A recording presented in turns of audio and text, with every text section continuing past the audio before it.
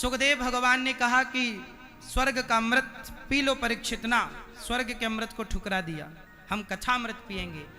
स्वर्ग के अमृत को जब ठुकराया तो देवराजेंद्र को घमंड आ गया कि मेरे अमृत से बढ़ के भागवत जी हैं। तराजू में बांधा, एक तराजू बांधी, तौल कर देखा तो भागवत जी का पलड़ा भारी था। भागवत स्वर्ग नहीं दिलाती, भागवत जी बैकुंठ, भागवत जी भगवान से मिलाती हैं। कौन है ऐसा जो भागवत सुन के भगवान को ना पाया हो? कली काल है, इस कलयुग में हम ईश्वर तक कैसे जाएंगे? हमें थोड़ी कुछ आइडिया है, थोड़ी कुछ पता है। क्या करें भाई, हमें यमुना जी पार करना है और हमें तैरना नहीं आता, तो हम क्या करेंगे? हैं? कूद जाएंगे। मैया क्या कह रही है? कुदा रही हो पुल से, और पुल ना हो तो नाव से। सीधी बात है कि यमुना जी पार करना है, पुल ना हो, तैरना ना आए तो क्या करो? नाव पकड़ो और नाव में बैठो, सहजता से पार हो जाओगे। उसी तरह भव सागर से पार जाना है, और कोई भक्ति जब तब साधन नहीं है तो क्या करें? बोले भागवत की नौका में बैठ जाओ, भव सागर को पार कर जाओगे। ये भागवत वही नौका है जो सहजता से भव सागर से पार लगा देती है। इसलिए केवल भागवत सुनना है। सुनेंगे तो क्या होगा? अच्छा, सुनने से क्या होता है? अच्छा ये बताओ, आप लोग जब गाली सुनते हो तो क्या होता है? गाली सुनते हो तो गुस्सा आता है कि नहीं? क्यों भैया? ब्रजवासियन की तो गाली ही फेमस है। यह गाली भी गजब की दें। नहीं तो ये बताओ कि कोई गाली दे तो गुस्सा आती है कि नहीं? आपको गुस्सा आती है गाली सुन के? नहीं, आदत हो गई है ना। आदत हो गई गाली सुनने की। अच्छा, पूरी दुनिया में इतनी खुल के गालियां केवल ब्रजमंडल में इस तरह की भाव की गाली है और प्रेम की गाली है। कोई अपमान करवे की ताई ना है कि लाला तेरो अपमान हो, ऐसी गाली देना मीठी गाली है। तो आपको आदत है गाली की? आप गाली सुनो हैं? हाँ। अच्छा ये बताओ, गाली सुनने से गुस्सा आता है कि नहीं? कोई बाहर का व्यक्ति आके आपको गाली दे, आपकी कॉलर पकड़ ले और गाली देने लगे, गुस्सा आएगा? सोचिए, एक गाली गुस्सा दिलाती है। गाली कहां से निकली? वाणी से। अंदर कहां से गई? कानों से। अरे कथा भी मुंह से निकलती है और कानों से भीतर जाती है। गाली सुनते हैं ना, तुरंत क्रोध आता है। गाली सुन करके व्यक्ति तुरंत गुस्सा करता है। गाली क्रोध दिलाती है, मन को अशांत करती है। जब गाली मन पर प्रभाव डाल सकती है, मन को अशांत कर सकती है, तो कथा मन को शांत क्यों नहीं कर सकती? गाली प्रभावी है तो गाली से ज्यादा कथा प्रभावी है। इसलिए प्रथम भगति संतन कर संगा, श्रवणम कीर्तनम स्मरणम पाद सेवनम अर्चनम वंदनम दास्यम सख्य आत्मनिवेदनम। पहली भक्ति क्या है? श्रवणम। इसलिए सुनो। प्रविष्टः कर्णरंध्रेण, कानों से ही ना कृष्ण प्रवेश करते हैं, इसलिए कानों से ही कथा। अच्छा ये बताओ, भगवान कहां रहते हैं? सब लोग उत्तर दीजिए। हमारे यजमान जी उत्तर देंगे। बताओ भगवान कहां रहते हैं? कहां? यहां छाती में? एक्सरे करा लें? यदि अंदर होंगे तो एक्सरे में आ ही जाएंगे। जाएंगे कहां? एक्सरे में सब आता है। क्यों मैया? बताओ भगवान कहां है? कहां? कहां? हृदय में? तो एक्सरे कराएं। सुनो, ये सब बातें हैं, भगवान हृदय में रहते हैं, ठीक है। तुलसीदास जी कह रहे हैं सिय राम मैं सब जग जानी। एक दृष्टि ये है कि भगवान सब में है, लेकिन तुलसीदास जी इस बात का खंडन भी कर रहे हैं। कहां कर रहे हैं? सुनो, ये तो आपकी भावना है ना कि आप अपने इष्ट से इतना प्रेम करते हैं कि आप सब में ईश्वर का दर्शन कर रहे हैं। तो सिय राम मैं सब जग जानी, सर्वम खलविदम ब्रह्म, निज प्रभु मैं देखे ही जगत कहीं सन करहीं विरोध। आप अपने इष्ट से इतना प्रेम करते हैं कि भगवान को आप सब जगह देखते हैं। ये आपकी बात है, ये आपके भक्ति की बात है। तुलसीदास जी कह रहे कि यदि आप में भक्ति है तो प्रहलाद को खंबे पर भी भगवान नजर आ गए। बोलो हाँ, बोलो हाँ, बोलो हाँ। सवाल ये खड़ा हुआ कि क्या खंबे पर भगवान हैं? तो क्या हिरण्यकश्यपु ने जब खंबा तोड़ा तो नरसिंह भगवान आए, तो क्या उसके बाद जेसीबी ने कभी खंबा नहीं तोड़ा होगा? क्या उसके बाद कभी कोई खंबा नहीं टूटा होगा? खंबे तो रोज बहुत टूटते हैं, पर उसके बाद तो किसी खंबे से नरसिंह भगवान नहीं आए। क्यों जी, बात सही है? यदि खंबे में नरसिंह भगवान थे तो प्रकट हो गए, तो जब आपके पड़ोस में खंबा टूटा तो वहां से क्यों नहीं प्रकट हुए? क्यों? क्योंकि भगवान खंबे से प्रकट नहीं हुए। यदि प्रहलाद वहां पर ना होते तो बताओ खंबे में ईश्वर होते? तो कुल मिलाकर ये मत कहो कि खंबे से भगवान प्रकट हुए। अरे प्रहलाद ने कह दिया कि इस खंबे में भगवान है, तो प्रहलाद के वचन को सत्य करने के लिए, प्रहलाद का विश्वास न टूटे, प्रहलाद का विश्वास था, तो प्रहलाद के विश्वास को साकार करने के लिए, भगवान सत्य करने के लिए खंबे से प्रकट हुए। यदि आपको प्रहलाद की तरह बस भरोसा है, विश्वास है, तो आपके लिए भगवान खंबे पर हैं। और आपको भरोसा नहीं है तो फिर मानो तो मैं गंगा मां हूं और नहीं मानो तो बहता। फिर काय के भगवान, कहां भगवान? क्यों जी, सही है ना गुरु जी? अच्छा ये बताओ, सिय राम में सब जग जानी, एक सिद्धांत ये सब में भगवान है। पर तुलसीदास जी कह रहे हैं, देखो तुलसीदास जी को समझने के लिए ना पूरा ग्रंथ समझना पड़ेगा, तब समझ में आएगा। अब तुलसीदास जी ना एक बात कह के इस बात को, इसलिए इस बात ये किसके लिए है? भक्त के लिए है कि सब में भगवान है।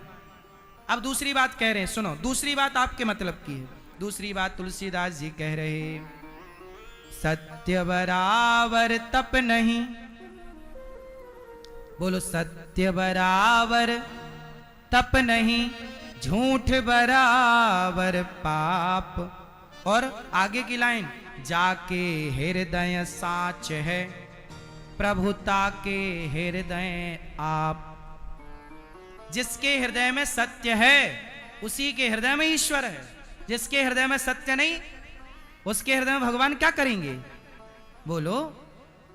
अरे गोपियों की तरह स्थिति होगी तब ना ईश्वर का साक्षात्कार होगा। गोपियों की तरह स्थिति होगी नहीं तो ईश्वर का साक्षात्कार कैसे होगा? सबको खंबा दिख रहा था, पर प्रहलाद जी को भगवान दिख रहे थे। तो भगवान को खंबे पर देखने के लिए प्रहलाद जी जैसी स्थिति तक पहुंचना पड़ेगा कि नहीं? गुरु में ईश्वर, नामदेव जी को कुत्ते में विट्ठलनाथ जी नजर आ गए। नामदेव जी को कुत्ते में क्या नजर आ गए? भगवान। अरे भगवान रोटी सूखी ना लेके जाओ, घी चुपड़ के खा लो। कुत्ते में नामदेव जी को भगवान दिख गए। तो बताओ, कुत्ते तो हम लोग रोज देखते हैं गलियों में, पर हमें तो कुत्ता ही दिखता है। ये कुत्ता, चल भाग यहां से। पर नामदेव जी को क्या दिखा? बोलो बोलो मैया। कुत्ते में कौन दिखा? भगवान। एक नाथ जी को गधे में कौन दिखा? गधा प्यास से तड़प रहा था, गंगोत्री से पानी भर के लाए, शंकर जी पे चढ़ाएंगे, चलो कावड़ यात्रा है। शंकर जी के मंदिर पास पहुंचे तो गधा तड़प रहा था प्यास से। सबने तो जाके पानी चढ़ाया शिवलिंग पर एक नाथ जी ने अपना कावड़ का जल लिया और गधे के जल मुंह में डाल दिया। लोगों ने कहा, रे इतने दूर आए हो, हजारों किलोमीटर की यात्रा करी है, इतना कष्ट सहा है, शंकर जी सामने हैं, शिव जी पे चढ़ाओ, पुण्य मिलेगा। तब एक नाथ जी ने कहा कि तुम्हारे शिव तो मंदिर के भीतर हैं, हमें तो इस गधे में ही हमारे शिव का दर्शन हो रहा है। और जब वो तृप्त हुआ तो उस गधे से भगवान शंकर प्रकट हो गए। अब बताइए, आप लोग भी तो गधा देखते हो ना, आप लोग भी तो कुत्ता देखते हो ना, लेकिन आपको क्या दिखता है? ये कुत्ता है। क्यों जी, क्या दिखता है? कुत्ता। लेकिन नामदेव जी को क्या दिखा? भगवान। क्यों? क्योंकि वो स्थिति नामदेव जी की है।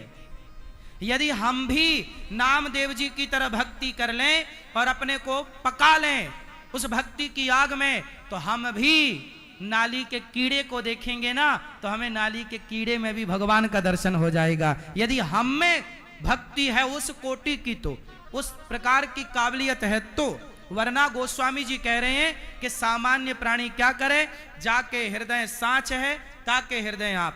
एक बात बताओ, आपके हृदय में यदि झूठ है, छल है, कपट है, तो बताओ ऐसे छल कपट वाले हृदय में भगवान बैठेंगे?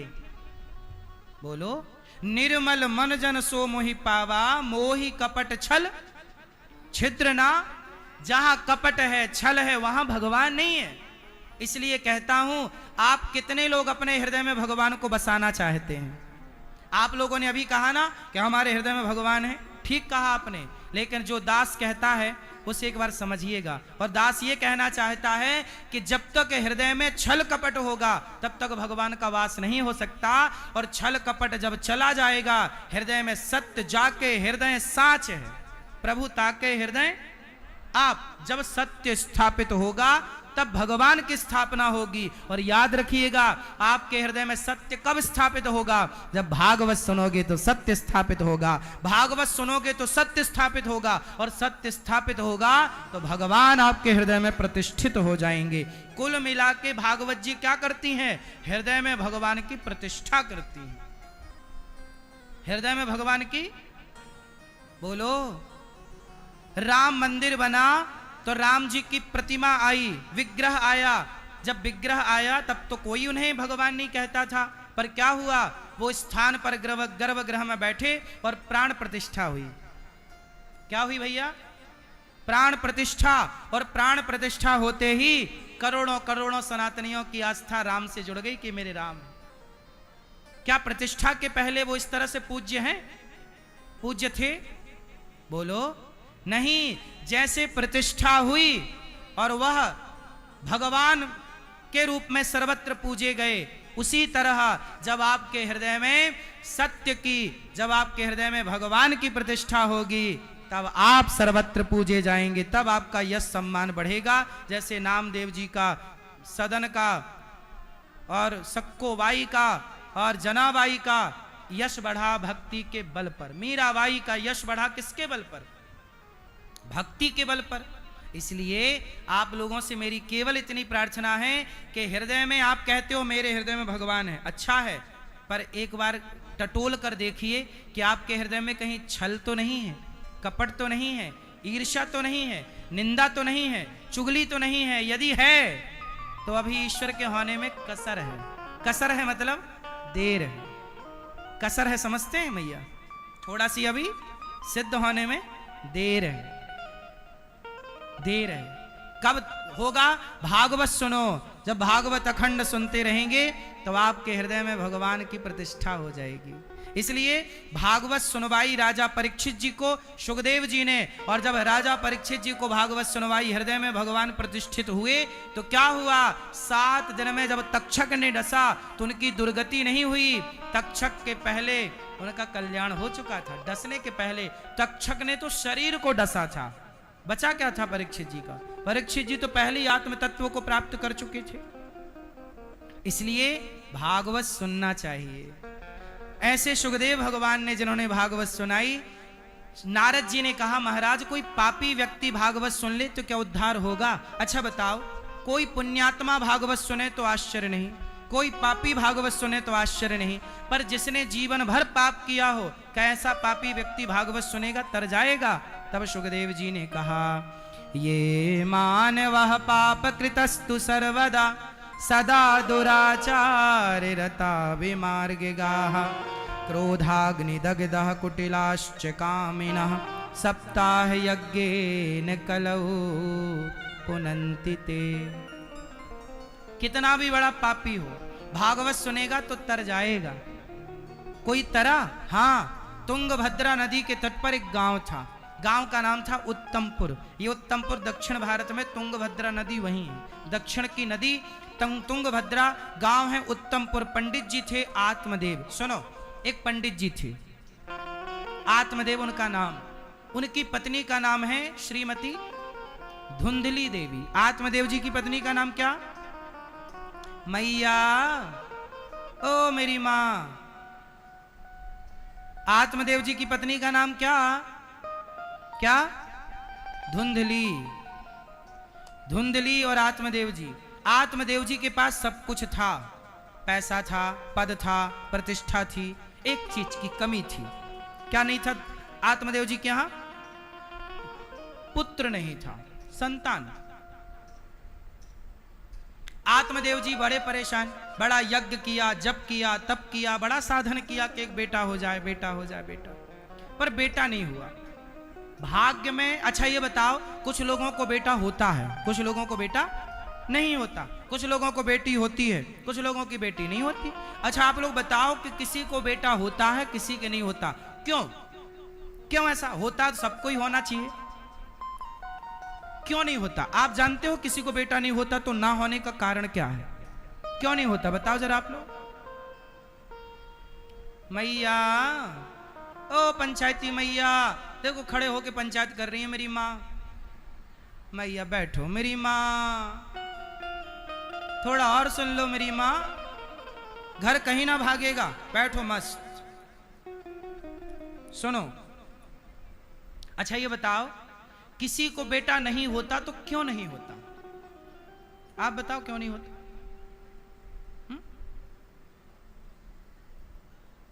नहीं होता ना किसी किसी को बेटा।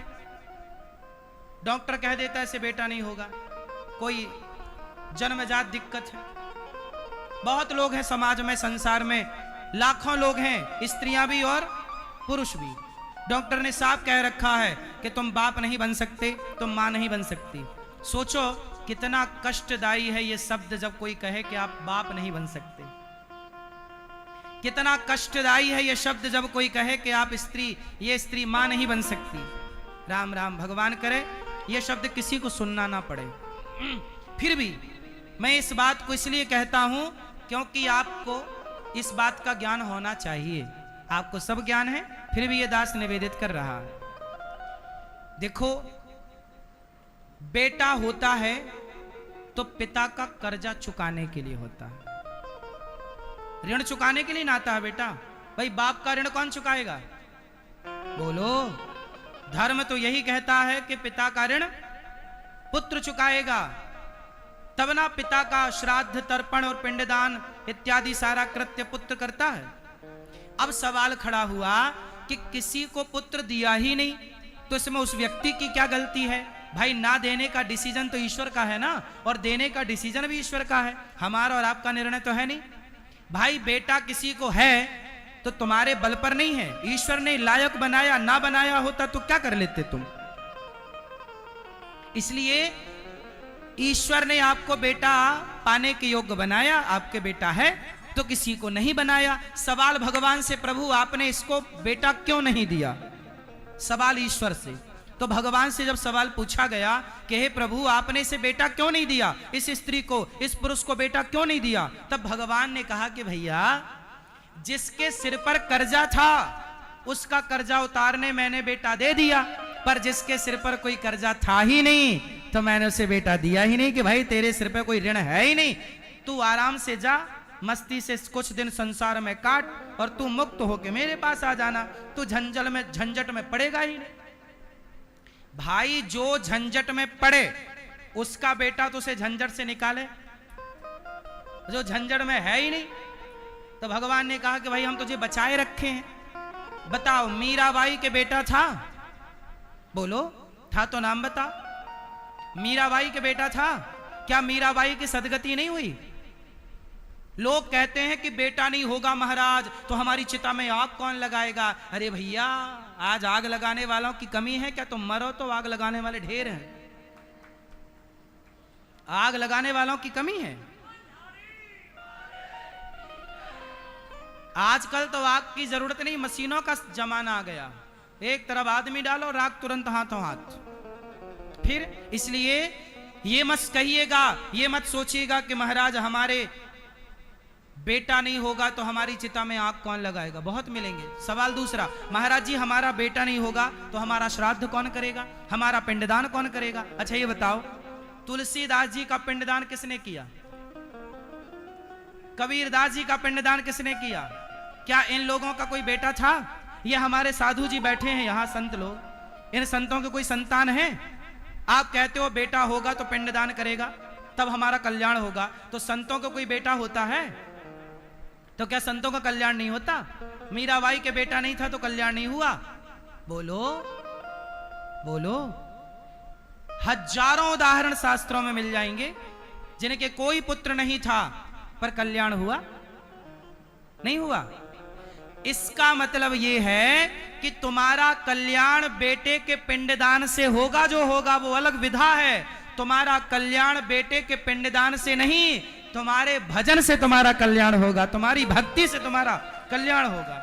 मीरा का कल्याण बेटे के पिंडदान से नहीं, मीरा की भक्ति से हुआ। तुलसीदास जी का कल्याण तुलसीदास जी के बेटे ने पिंडदान दिया फिर हुआ नहीं, तुलसीदास जी के भजन ने उनका कल्याण किया। साधु संतों का कल्याण उनका बेटा थोड़ी करता है। हमारा कल्याण हमारा बेटा करेगा? नहीं, हमारा कल्याण हमारा भजन करेगा। हम जीते जी भजन करें, जीते जी भगवान से नाता जोड़ें, फिर बेटे की जरूरत नहीं है। भाई बेटा तो उनके लिए है जो भजन वजन नहीं कर सकते। चल बेटा तू थोड़ा पिंडदान वगैरह कर देना, तू मेरे नाम का कुछ करते रहना। हम कहते हैं बेटा भी हो आपका, भगवान करे हम तो कहते हैं आपके 10-10 बच्चे हो, हमें क्या दिक्कत है? खूब बेटा हो, हर साल बेटा हो, बढ़िया बेटा हो। लेकिन भगवान करे बेटा ही बेटा हो आपके यहाँ खूब, लेकिन ना होए तो परेशान होने की जरूरत नहीं। ये सोचना कि ये ईश्वर की कृपा है। ईश्वर देकर भी कृपा करते हैं और लेकर भी कृपा करते हैं। देकर भी कृपा करते हैं और छीन कर भी कृपा करते हैं। क्यों जी, बात सही है कि गलत है? भगवान आपको दें तो कृपा है और ना दें तो भी कृपा है। अच्छा ये बताओ, यशोदा मां का कोई बेटा है तो नाम बताओ। जाया बेटा, जाया मीन्स जन्म का। बताओ क्या यशोदा मैया के बेटा है? यशोदा मैया ने कन्हैया को अपना बेटा मान लिया। कन्हैया तो देवकी के पुत्र हैं। संतों से हमने बाद में कथा सुनी कि यशोदा मां का भी एक बेटा हुआ था, जो बेटा देवकी मां के बेटे में समा गए और दोनों बेटे मिलकर एक हो गए। ये कथा हम बाद में आपको सुनाएंगे। पर अभी व्यवहार में जो समाज को पता है वो तो इतना पता है ना कि यशोदा मां के बेटा नहीं था और देवकी मां के पुत्र को अपना माना। क्यों जी? यशोदा मां ने कृष्ण के सिवा कुछ और मांगा, कुछ और चाहा? उत्तर दो, बोलो। अच्छा एक बात बताओ, देवकी माता को और यशोदा माता को तराजू में रखा जाए और तौल कर देखा जाए, बताओ किसका पलड़ा भारी होगा? किसका?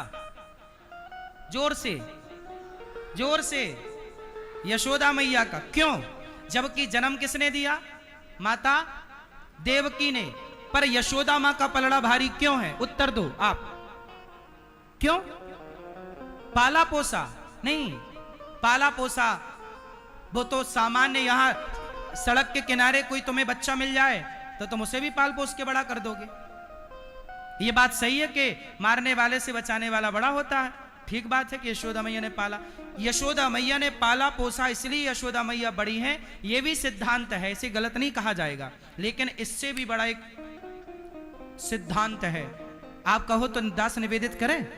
सुनो, भागवत जी में एक कथा आती है कि जब यशोदा मैया के पास से श्री कृष्ण मथुरा गए, कंस को मारा और भगवान द्वारिका गए, तो देवकी माता को पता चला कि मेरा कन्हैया भगवान है। देवकी मां को बाद में पता चला कि मेरा कन्हैया तो भगवान है। तो माता देवकी ने कन्हैया का फायदा उठाया। और क्या फायदा उठाया जानते हो? माता देवकी ने कहा कि हे कृष्ण, जो कंस ने मेरे 6 पुत्रों को मारा था वो पुत्र मुझे वापस लाओ, क्योंकि तुम भगवान हो। क्योंकि मैंने सुना है कि तुमने गुरु सांदीपनि जी के मरे हुए पुत्र को जीवित करके दिया है। भगवान कृष्ण ने मरे हुए पुत्र को जीवित करके दिया था। पता है आपको किसे दिया था? गुरु जी की पत्नी दक्षिणा में मांगी। और भगवान कृष्ण बोले कि गुरु जी कुछ दक्षिणा। सांदीपनि उज्जैन में पढ़े ना, तो पढ़कर लौटे तो भगवान ने कहा गुरु जी कुछ दक्षिणा। कहा माँ से पूछ लो। माँ मतलब गुरु माता। गुरु माता से कहा माता कुछ चाहिए? तो माता ने कहा लाला तुम रुक जाओ, तुम मेरा बेटा बन के रहो। मैया मैं तो नहीं रुक पाऊंगा। तो फिर एक काम करो, या तो मेरा बेटा लाओ। उनका बेटा मर चुका था। सांदीपनि जी के पुत्र की मृत्यु वर्षों पहले हो चुकी थी। कितने पहले? वर्षों पहले मर चुके थे।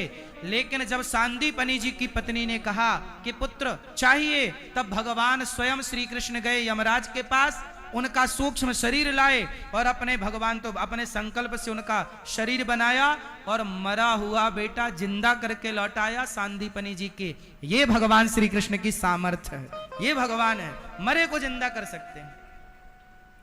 फिर जब ये बात माता देवकी को पता चली तो देवकी माता ने फायदा उठाया, लाला तुमने गुरुजी का बेटा जिंदा किया ना, अब हमारे बेटे को जिंदा करो, चलो। अब माँ की आज्ञा कैसे टालें?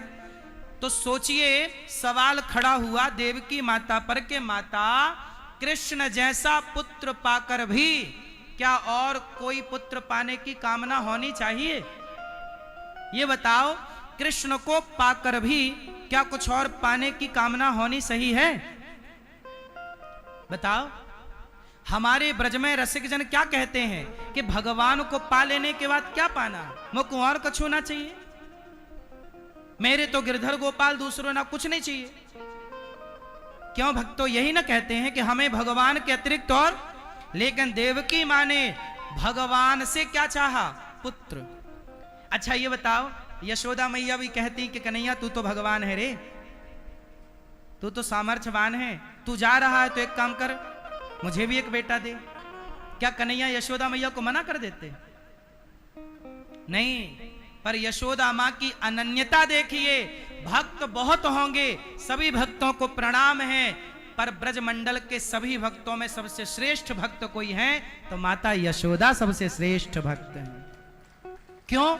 उन्होंने कृष्ण के अतिरिक्त कुछ रोती रही, कृष्ण की याद में, तू चला गया कोई बात नहीं, मैं रोती रहूंगी, पर कृष्ण के सिवा मैं ऑप्शन नहीं चाहूंगी। देवकी माता ने ऑप्शन ले लिया, दूसरे पुत्र, पर यशोदा मैया ने कृष्ण के सिवा और कुछ नहीं चाहा।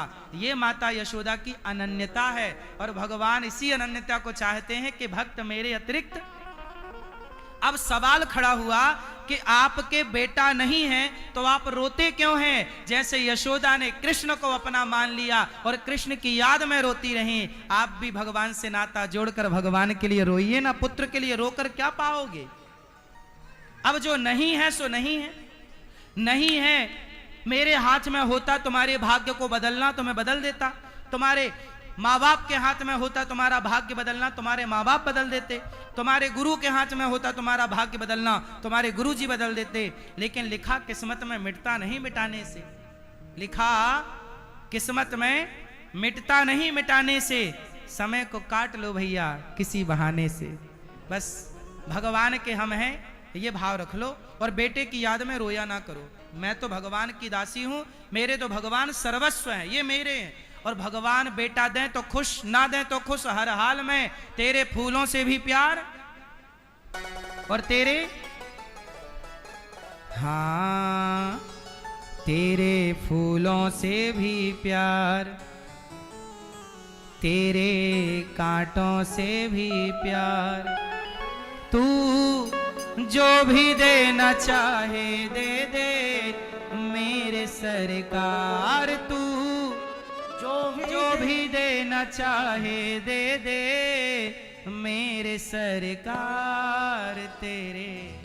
सच बताओ, भगवान जो दें वो रखना सही है या विरोध करो? नहीं, भगवान हमें ये नहीं चाहिए, हमें ये चाहिए। भगवान जो दें वो रखना समझदारी है या भगवान से कहना कि ये नहीं, ये बोलो क्या सही है? भगवान आपको बेटा देते हैं रख लो, बेटी देते हैं रख लो, नहीं देते तो भी इस भाव को रखो कि भगवान की यही मर्जी। हाँ, भगवान अमीरी देते हैं रखो, गरीबी देते हैं रखो। सुदामा को गरीबी दी, क्या सुदामा ने विरोध किया?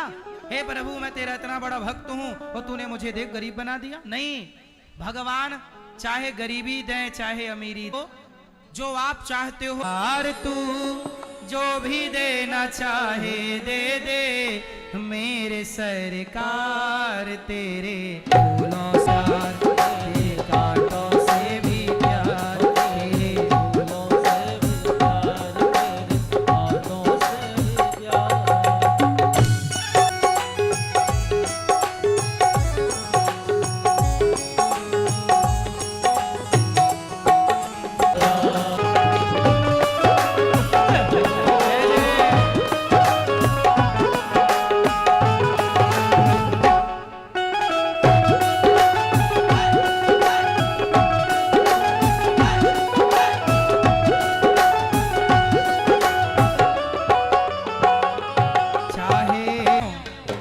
सुख दें दुख दें, हर हाल में प्रभु का धन्यवाद। चाहे सुख दे या दुख, चाहे खुशी दे या गम, चाहे सुख दे या दुख, चाहे खुशी दे या गम, मालिक जैसे भी रखेंगे वैसे रह लेंगे हम, मालिक जैसे भी रखेंगे वैसे रह लेंगे हम। चाहे खुशी भरा संसार, चाहे खुशी भरा संसार, यादें आंसुओं की धार, तू जो भी देना चाहे दे दे मेरे सरकार, तू जो भी देना चाहे दे दे मेरे सरकार, तेरे फूलों से भी प्यार, तेरे कांटों से। हर हाल में ईश्वर का धन्यवाद, हर परिस्थिति में केवल ईश्वर का थैंक यू। चाहे बैठो मैया जल्दी से अब आगे भी सुनाऊं, चाहे सुख दे या दुख, चाहे खुशी दे या गम, मालिक जैसे भी रखेंगे वैसे रह लेंगे हम। चाहे खुशी भरा संसार, यादें आंसुओं की धार, तू जो भी देना चाहे दे दे मेरे सरकार, तू जो भी देना चाहे दे। दसी प्रत्वम काते चिंतावलीयसी वदत्वम सत्वरम मह्यम स्वस्य दुखस्य कारणम। हे ब्राह्मण बताओ आप क्यों रो रहे हैं? मैया, ओ मोबाइल वाली मैया बैठो, मेरी माँ सेल्फी बाद में ले लेना। सुनो, आत्मदेव जी जंगल चले गए, जंगल में एक संत जी बोले क्यों रो रहे हो ब्राह्मण? ब्राह्मण ने कहा महाराज हमारे पुत्र नहीं है। संतान ने कहा कि संत ने कहा कि पुत्र के लिए क्यों रो रहे हो? कहा धिक जीवितम प्रजाहीनम धिक ग्रहम च प्रजा बिना, धिक्कार है मेरे जीवन को। संत जी ने कहा नहीं बेटा, जिसके पुत्र नहीं है वो धिक्कार के योग्य नहीं है। जो मानव शरीर पाकर भी भगवान का भजन नहीं करता, भगवान में समर्पण नहीं करता, वह धिक्कार के योग्य है। धिक्कार किसका? क्यों धिक्कार किसका? जो मानव शरीर पाकर भगवान को ना पाया, भगवान की ओर ना चला, सत्य को ना जाना, धर्म के रास्ते पर ना चला, उसके जीवन को धिक्कार है। क्यों? सही है। इसलिए आत्मदेव जी ने जब कहा पुत्र नहीं, संत जी ने एक फल दिया, बोले पत्नी को खिलाना पुत्र होगा। पत्नी को दिया, पत्नी ने गाय को खिला दिया, गाय को समय पर बच्चा हुआ, नाम रखा गौकर्ण। और धुंधली की बहन को पैसा देकर उसका बेटा खरीद लिया, उसी बेटे का नाम रखा धुंधकारी। अब धुंधकारी बड़ा जब हुआ तो बड़ा दुष्ट, कियत काले न तऊ जातऊ।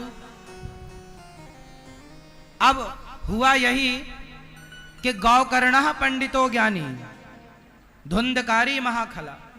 गौकर्ण जी महान विद्वान पंडित बने और धुंधकारी महान दुष्ट। धुंधकारी इतना दुष्ट हुआ कि धुंधकारी ने अपने माँ बाप को मारा, पिता को मारा। चलो पैसे दो, पैसे दो। आत्मदेव जी रो पड़े, हे विधाता, जब बेटा नहीं था तब भी रोना पड़ा बेटे के लिए, और अब बेटा मिला तो मारता है। संत जी ने कहा कि आत्मदेव जी ने आपने एक संत की आज्ञा का पालन नहीं किया। यदि आपको बेटा नहीं मिला तो इस समय ईश्वर की कृपा ही तो थी।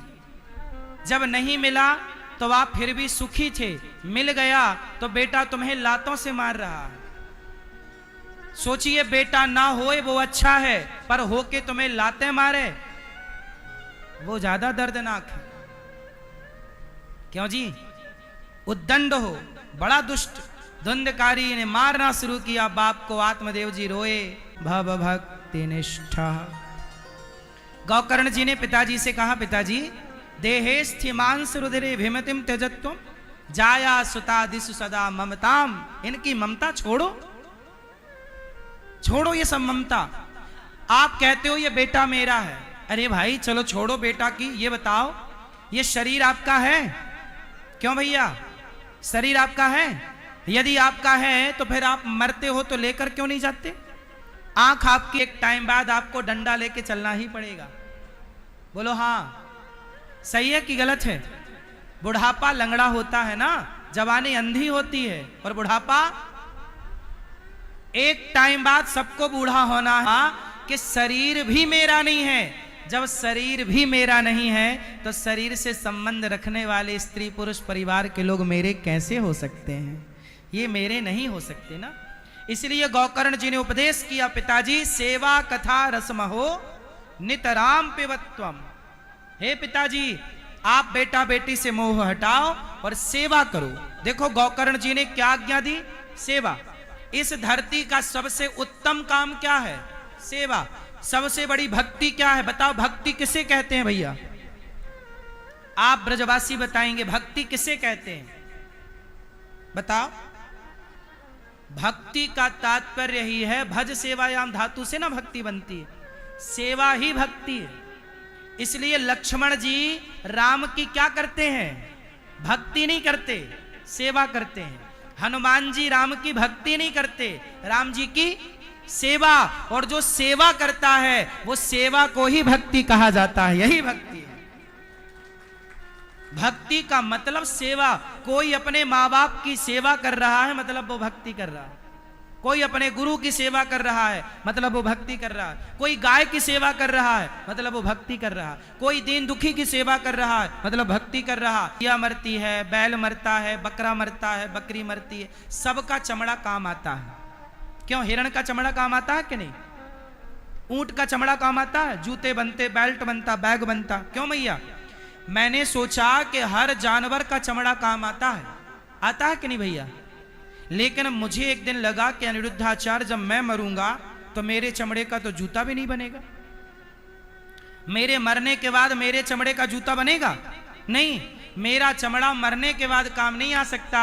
हम मनुष्य हैं, हम जीते जी किसी के काम आ सकते हैं, बस मरने के बाद हम किसी के काम नहीं आ सकते। इसलिए कहता हूं कि जीते जी इंसान कौन जो किसी के काम नहीं, राम के भक्तों के काम तो आ जाएं। हम कृष्ण के काम नहीं आ सके, कोई बात नहीं। मध्य प्रदेश की है, दास अनिरुद्ध की भूमि, मध्य प्रदेश, जबलपुर जिला, वहां की। जब मैं पहली बार वृंदावन पढ़ने आया, मैंने पहली बार बिहारी जी को देखा और ब्रजमंडल को देखा, तो जानते हो मन में क्या विचार आया? जिस गुरुकुल में मैं पढ़ने आया वहां के मैनेजर ने मुझे निकाल दिया। फिर जब मैनेजर ने कहा कि तुम जाओ, जब मैं बिहारी जी का दर्शन करके आया, ये प्रार्थना करके आया कि प्रभु जहां सब जूता चप्पल उतारते होंगे मैं वहां रह के पढ़ लूंगा, पर मुझे अपने वृंदावन से दूर ना करो। आपका वृंदावन इतना बड़ा है, मैं कहीं भी रह लूंगा। फिर बिहारी जी ने, वो मैनेजर खुद बोला बाद में, अच्छा जपा कल्याण हुआ, पर मीराबाई बोली पग घुंघरू बांध मीरा नाची रे। वो नाचती गली गली में बुलाया, वृंदावन में पढ़ाया, वृंदावन में ही दास को रहने की जगह बिहारी जी ने दी। और बिहारी जी ने इन्हीं हाथों से सेवा कराई। कौन सी सेवा? अच्छा बताओ, वृंदावन में जितने लोग आते हैं ये भक्त हैं कि नहीं? और हैं भक्त तो बताओ, वृंदावन लोग के लिए, राधा वल्लभ जी के लिए ना जाना, तो भगवान के लिए लोग वृंदावन जाते हैं। तो बताओ, आप जब वृंदावन जाते हो तो आप भगवान के अतिथि हो गए कि नहीं? वृंदावन भगवान का क्या है? घर। और आप गए वृंदावन, भारत के कोने कोने से लोग आते हैं, तो बताओ वो लोग क्या होते हैं? अतिथि होते हैं कि नहीं? आप वृंदावन आओगे तो आप वृंदावन के क्या कहलाओगे? भगवान के मेहमान कहलाओगे कि नहीं? बोलो हाँ। और मेहमानों को आपके द्वार पर कोई आए तो क्या भूखे जाने दोगे? तो बिहारी जी ने ये दास अनिरुद्ध को ये सेवा दी कि मेरे वृंदावन, मेरे घर में कोई आए तो कोई भूखा ना जाए। अनिरुद्ध, ये जिम्मेदारी हम तुम्हें सौंपते हैं। इसलिए दास को भगवान की सेवा नहीं मिली, बिहारी जी के पुजारियों को बिहारी जी की सेवा मिल गई, राधा रमण जी के पुजारियों को राधा रमण जी की सेवा मिल गई। लेकिन दास अनिरुद्ध को, मुझे भगवान की सेवा नहीं मिली, मुझे भगवान ने अपने भक्तों की सेवा दे दी। दासानुदासो भवितास्मि भूया। भगवान से बड़ी सेवा किसकी है? बोलो बोलो। भगवान के भक्तों की। अच्छा एक बात बताओ, राम लक्ष्मण भरत शत्रुघ्न चारों को तराजू में रखा जाए, बताओ किसका पलड़ा भारी होगा? फास्ट उत्तर दो, किसका पलड़ा भारी आप मानते हैं? राम लक्ष्मण भरत और शत्रुघ्न में किसका पलड़ा भारी है? जोर से। भरत जी, सही कहा आपने, लेकिन अभी एक नंबर कम है। चारों को तराजू में रखा जाएगा तो सबसे अधिक भारी होगा पलड़ा शत्रुघ्न जी का। किसका पलड़ा? किसका? किसका? शत्रुघ्न जी का। सुनो कारण सुनो, लक्ष्मण जी का क्यों नहीं? भरत जी, भरत जी भी बड़े हैं, कम नहीं है, राम राम क्षमा, लेकिन भरत जी कौन है? लक्ष्मण जी कौन है? अरे लक्ष्मण जी ने राम की सेवा की, लक्ष्मण जी ने भगवान की सेवा की, और भरत जी ने भगवान की सेवा की, भगवान की आज्ञा का पालन किया। एक बात बताओ, सारी जिंदगी चुपचाप रहकर कहीं बोला नहीं लक्ष्मण शत्रुघ्न जी ने, चुपचाप पूरी जिंदगी किसकी सेवा में लगे रहे? उत्तर दो, उत्तर दो, किसकी? भरत जी की सेवा। और भरत जी कौन है? राम के सबसे बड़े भक्त, भगवान के सबसे बड़े भक्त भरत जी हैं कि नहीं? उत्तर दो, हाँ या ना में। भगवान के सबसे बड़े भक्त भरत जी। अरे लक्ष्मण जी ने तो भगवान की सेवा की, पर शत्रुघ्न जी ने तो भगवान के भक्त की सेवा की, इसलिए शत्रुघ्न जी की का पलड़ा भारी। ये मैं नहीं कहता, राम राम क्षमा करिएगा, शास्त्र कहते हैं। धर्म चार तरह का होता है, सामान्य धर्म, विशेष धर्म, विशेषतर, विशेषतम धर्म।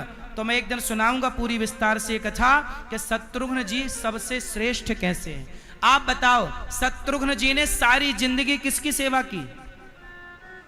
भक्त की सेवा की कि नहीं? बोलो हाँ। कुछ चाहा? लक्ष्मण जी तो पत्नी से दूर थे वनवास में, लेकिन एक दिन माता श्रुतकीर्ति रोने लग गई। शत्रुघ्न जी की पत्नी कौशल्या मैया बोली, बेटी क्यों रो रही हो? श्रुतकीर्ति माता बोली, माँ चलो एक बार नंदीग्राम मुझे ले चलो। क्यों? एक बार मैं दूर से अपने पति का दर्शन कर लूं। आज 13 साल हो गए अपने पति का दर्शन नहीं किया। कौन कह रहा है? शत्रुघ्न जी की पत्नी कह रही है। कौशल्या मां रो पड़ी, बेटी क्या कह रही हो? क्या शत्रुघ्न रोज नहीं आता? ना मां, नहीं आते, रोज नहीं आते। जिस दिन से गए हैं ना, चित्रकूट गए हैं, चित्रकूट से लौटे तो सीधा नंदीग्राम अयोध्या जी गए ही नहीं। भरत जी नंदीग्राम में थे ना, लक्ष्मण शत्रुघ्न जी भी वहीं। कौशल्या मां फूट फूट कर रोने लग गई, बेटी राम को तो वनवास हुआ, चलो। लक्ष्मण जी का तो फायदा हुआ कि भगवान के संग चले गए। भरत जी तो राम के प्रेम में पागल हैं, लेकिन शत्रुघ्न जी तो राम के प्रेम में जो भरत जी पागल हैं, उन भरत जी का 14 साल ख्याल किसने रखा? उन्हें भोजन किसने बना बना के दिया? गौमूत्र में जौ पका के खाते हैं भरत जी 14 साल केवल, भागवत जी में लिखा है। किसने सेवा की? शत्रुघ्न जी ने। सेवा करने वाले का नाम कोई जानता नहीं है, लेकिन भगवान से पूछोगे। इसलिए जब राम राजा बने तो सबसे पहले भरत या लक्ष्मण जी को राज्य नहीं दिया, मथुरा का राजा भगवान ने शत्रुघ्न जी को बनाया। सबसे पहले जाओ तुम्हें राजा, क्योंकि तुम बड़े हो। इसलिए सबसे सेवक धर्म कठोरा। सबसे बड़ा कौन है? सेवक। सबसे बड़ा कौन? सेवक। ये प्रमाण है शास्त्रों का, मैं यूं ही नहीं कह रहा हूं। तो सबसे श्रेष्ठ भक्ति है शत्रुघ्न जी की, और त्याग श्रेष्ठ। 14 साल तो राम ने त्याग किया, लक्ष्मण ने त्याग किया, भरत जी ने त्याग किया, ठीक किया, लेकिन आपको पता है सबसे अधिक त्याग शत्रुघ्न जी का था।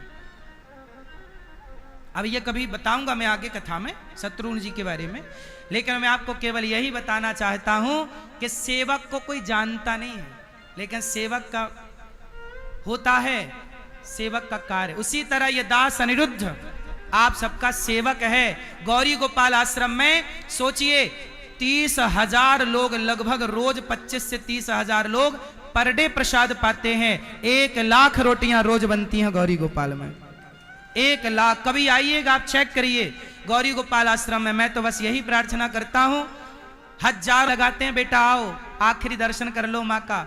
ले जाओ माँ को घर में, अंतिम संस्कार घर पे कर लेना। मना कर देते हैं बेटे, हम नहीं आएंगे। जब बेटे आखिरी दर्शन करने नहीं आते, तब माताओं को आखिरी कंधा भी ये दास अनिरुद्ध देता है। और आप यकीन नहीं मानेंगे, माताओं की 13वीं भी गौरी गोपाल में होती है। 13वीं समझते हैं ना?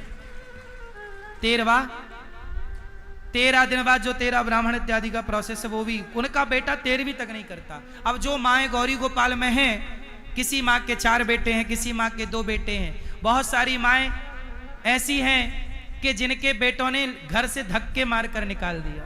ऐसी माओ को जब अपने बेटों ने रोटी नहीं अनुष्ठान करा के पुण्य के भागीदार बने। जैसे राजा परीक्षित जी की सदगति भागवत जी से हुई, आप भी भागवत जरूर सुने, पोथी पाठ कराना चाहें तो कराएं। भागवत जी गौकर्ण जी के दिव्य ज्ञान से आत्मदेव जी ने तो कल्याण कर लिया, पर धुंधली को मारा। धुंधकारी ने, माँ कुएं में कूद कर मरती है, 5 वैश्याओं को ले आया, गला दबा के जलते अंगार मुंह में डाल दिए। धुंधकारी जब मरा और जब गौकर्ण जी के द्वारा भागवत सुनाई गई, तब भागवत सुन के ही धुंधकारी का प्रेत योनि से उद्धार हुआ। जो भागवत सुनता है उसका उद्धार होता है, इसलिए भागवत जरूर सुनना चाहिए जीवन में एक बार। धुंधकारी का भागवत से उद्धार हुआ। दूसरी बार गौकर्ण जी ने भागवत सुनाए, सब जीव जंतु जो वहां थे वो सब भगवत धाम गए। भगवान ने गौकर्ण जी को हृदय से लगाया। 7 दिन की कथा सनकादियों के मध्य भगवान प्रकट हुए, सनकादियों के मध्य भगवान प्रकट हुए और सब भगवत धाम गए। श्रोता वक्ता का निरूपण किया, वक्ता कैसा हो, श्रोता कैसा हो, विरक्तो वैष्णवो विप्रो वेद शास्त्र विशुद्धिकृत इत्यादि सुंदर बातें चर्चाएं हुई। इसके बाद भगवत धाम को सब गए। इसके बाद माता कुंती को 7 दिन में, माता कुंती को भगवान से दुख मांगना था। भगवान ने कहा, माँ दुख नहीं, मुझे ही स्वीकार कर लो। अपने आप को दे डाला भगवान ने।